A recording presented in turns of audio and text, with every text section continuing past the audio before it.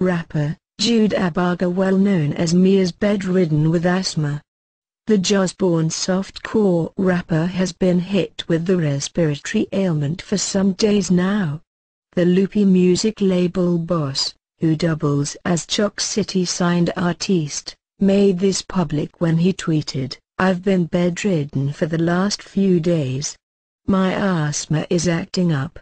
Shout out to Pepper Soup and Tea.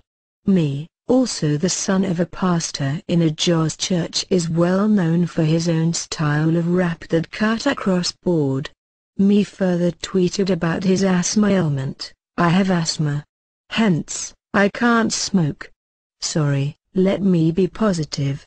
The devil has asthma, hence I can't smoke."